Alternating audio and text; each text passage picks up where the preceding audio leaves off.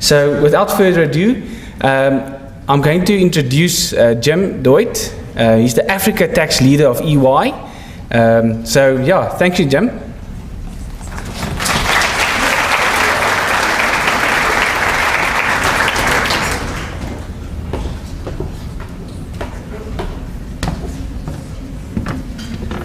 Good morning and welcome everybody. Good morning and welcome everybody. Good morning, come on. Gentlemen, I don't even hear you guys. You do know this is your night? Do I have to remind you? February 14th, something special? You're not gonna get anywhere with your girl if you don't, lay it out there. So one more time. I'm listening for you dudes, you guys. Good morning, everybody. Good morning. Much better. Stian, congratulations to you and your colleagues at SAIT. Ladies and gentlemen, the door is open to you to join one of the strongest, largest organizations that I know in the world. The SAIT organization has now achieved over 10,000 members who have a passion in the world of taxes. Now the charter guys, they kind of look at us funny from time to time. These tax people, they're getting serious about it. Hell yeah. You don't talk about audits on the first page of the newspaper anymore, but you go and look at tax, it's on the first page, it's in the editorials, it's in the comic section, it's in the sporting section. France is having trouble attracting football players because of a 75% tax rate, aren't they?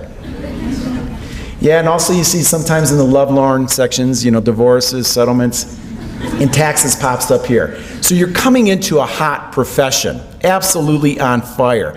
And this is an organization that has 10,000 members. EY's here, and we're really proud to be a sponsor here, but we're as delighted to see our colleagues from KPMG, Deloitte, PwC here, and we also need to see members of representatives of the agencies, the administrations, of the SARs. We need all of these guys to be part of it. This is about bringing young men and women like yourselves into the profession. We need you in this profession. We need you in the public accounting firms, the law firms. We need you in the government sector. We need you in industry. The door is wide open to all of you. I'm going to share with you just a little bit about what I've seen in the last 14 days. Just came off of a road trip. Started in, let's see, where did I start? Côte d'Ivoire. Hung out with my colleagues that speak French, and I don't. But we do one thing, we do drink hard when you're in France, so we had a couple of self-imposed nights that I do regret, but it was fun to be there. Went over to Senegal, experienced the same thing again, the French-speaking colleagues. Shot over to Lagos, Nigeria, and spent the weekend there. And then last just finished up a trip to Kenya. I was in Nairobi for the last couple of days. In these visits, I'm spending time with our young people, I'm spending time with our partners, I'm spending time with various ministries, economic developers for those governments, and we're obviously spending time with our clients. There's been no better time in my career that I've seen for a young person to come into the tax profession. It is absolutely on fire. I'll share with you two little stories that I heard. We're at a meeting in Senegal, and we're with 3 clients there, and one of the clients that got there a little bit late was a woman from Copenhagen. She was with Maersk, the very large shipping company. And she comes in, she says, "Gentlemen, I'm sorry, I just finished up with some meetings with the Senegalese tax authorities. Been a rough day. So sit down, let's have a cup of coffee and get to know you." Anyway, the colleagues from the other companies were complaining about retroactive taxes. What's that? It's where the government changes the rules after the year's done. So you finish up the year 2013. In March of 2014, they changed the law retro to 2013. So you thought you owed R1 million of tax obligations. It turns out it's 2 million rand. And you got to go back and explain it to your boss and everybody else how you missed it. But you really didn't miss anything because it's a retroactive change. It's changing the game, the rules, after the fact. And they were all upset about it. And so the colleague from Maersk goes, she just laughs, she goes, "What are you guys all bent up about?" And they go, "Well, they changed the rules. They changed it after the facts." She goes, "Guys, look at India. They're going back and redoing the law, not 1 year retro, they're going back 9 years retro. Let's be happy. Let's be happy they're only going with 1 year at a time on this. This, guys, is the world of taxes. The rules are changing so quick, and even when you thought you've accomplished something, it's changed again on you. Companies, advisors are needed in desperate demand to help our clients react to this and plan to this, have an idea where the changes might go, might take place. The second one is there was a complaint about audits in the DRC, okay, Democratic Republic of Congo. Okay, what's going on with the audits? Well, they audit us. Okay. And we get done with the audit, we write them a check, and they go away for about 3 weeks. And they send out another auditor and audit the same thing. 3 weeks later, okay. And they go back, they review it, we end up writing another check. And guess what happens 4 weeks later?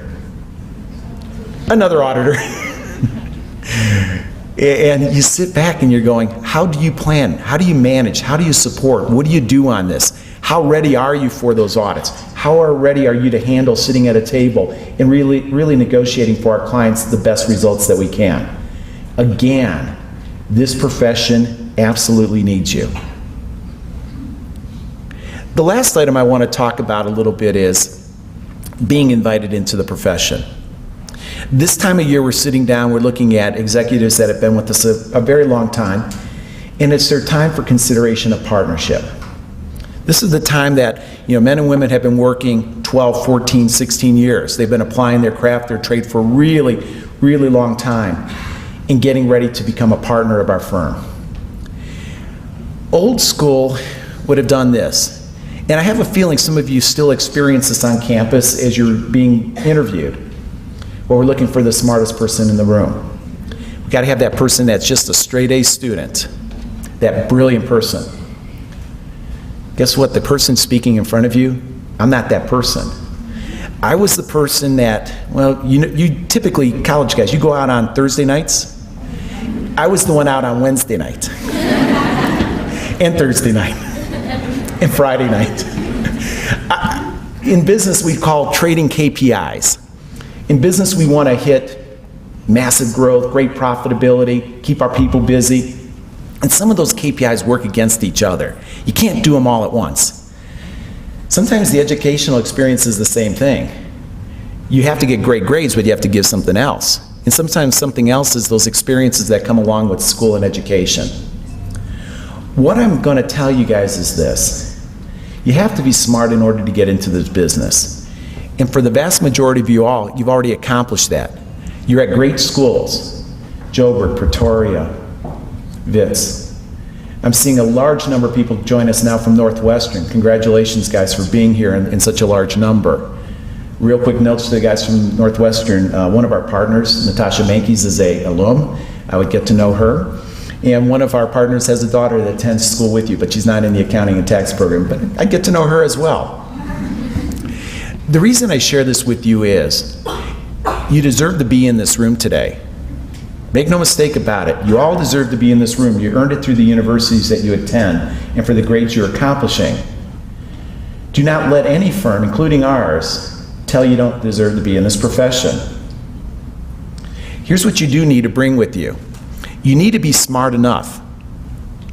You need to be smart enough. You need to understand this business at a pretty decent level. That you can articulate what your concerns are, the issues are, that you understand the dynamics of the situation, you can help your clients plan for that. So you got to be smart enough. But the item that's left out a lot of times is this. Are you humble enough to be a leader? Are you humble enough to be a leader within our business? And what I mean by humble is this. You're smart enough that you know what you don't know. You're humble enough to surround yourself with talent better than you consistently. I get to travel around the world. I get to meet executives that are a lot smarter than I am, ladies and gentlemen. But I go all the time with my partners, colleagues. And sometimes those partners and colleagues aren't necessarily within our firm. We're surrounded by the best talent that the world needs, that companies need, that governments need in order to understand what they're trying to do here better. You have to be humble enough in this business to bring the best talent around you. This is an unbelievably complex profession. Anybody who holds themselves as being a guru who needs nobody is dangerous. Let me say that again. Anybody who believes they're the smartest person in the room doesn't appreciate in the next room over, there's a lot smarter people. Any person that thinks that they understand the rules doesn't understand that the rules can be done or undone next year. Anybody who doesn't understand the rules have flexibility in there that requires a delicate conversation is missing the game. You're starting to see these acronyms out there called BEPS, Base Erosion Planning Techniques, and transfer pricing. This is hot. This is the stuff that is sitting at the boardroom level. This is the stuff that's beyond the Director of Tax, beyond most CFOs. It's sitting with she that sits in the audit committee. It's sitting with him who's sitting on chairing the board of that company. Companies do not want to mess around in this space anymore. They don't want to, let me say it this way, they want to pay the right amount of taxes, the legal, equitable, right amount of taxes. They can't pay the fair amount of taxes from somebody else's perspective. If you're doing business in 150 jurisdictions, and you've got federal taxes, state and local taxes, and you got income taxes, excise taxes, VAT taxes, customs and duties, if you try to figure out what everybody thought was fair, you have no business. But at the same time, what they don't want to do is they don't want to get into planning. They don't want to get into devices and schemes and structures that don't stand up to economic tests, that don't have any relevancy, that if it was put in the newspaper tomorrow, that you could sit back and say, you know what, you may not like the result there, but that result works. It's what the government intended, not necessarily your government, it's what the previous ones did when they put the laws together. The reason I share this with you is we need a very diverse group of practitioners that bring in different points of view, different skills. We need people with accounting backgrounds, but we also need people that have strong tax technical skills, legal skills. We need people with good economical backgrounds. Transfer pricing requires economic understanding. We need people that are really good with computers and IT. If you're doing work in the VAT area, what you're looking for is a little mistake that's done 1,000,000 times, which adds up to a big number. And you need IT capabilities in order to do that. We need people that can manage controversy, not appreciate that their job is to win today and lose the battle tomorrow or the war tomorrow, but to really sit down and look for the best ways of negotiating and settling and getting these tax matters behind us. Ladies and gentlemen, the fact that you're here tells me you have a strong interest in coming into taxes. I'm here to tell you that the firms back there, we all have a deep need for you. The companies that come in to SAIT, that speak in front of you, they have a deep need for you. And government's going to be searching out for you as well. They're needing advisors that have seen a lot, that understand commercial applications and what can happen if they have bad policy in place. So again, I want to just thank you for being here today. Welcome to the profession. Again, thanks to SAIT for sponsoring this program. Congratulations on what you've done and achieved in the last year. You guys are being invited to be part of a group of professionals of over 10,000 professional staff. Welcome to the club. Thank you very much.